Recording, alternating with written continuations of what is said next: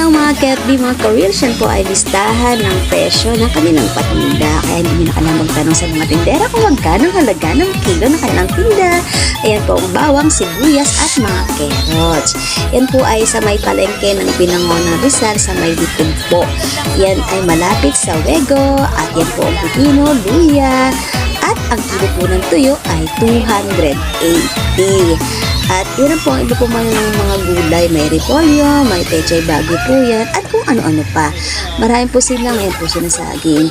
Marami po silang mga tindang gulay dyan. Kaya lang po, ang iba po ay ubos na.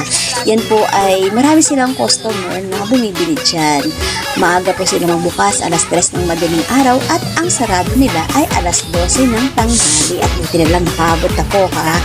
At talaga naman po, paubos na. Katulad po ng apple, mura po kasi talaga nakatulad po bas, 135 ang isang kilo. Kaso hindi na po ako nakabili kasi ubos na po. At yan lang po ang natira, yung konting yan. No? At sana, marami pong bumibili talaga dyan kasi yan po ang mura kumpara sa ibang palengke. Kaya kita naman ninyo, ubos na kanilang tinda.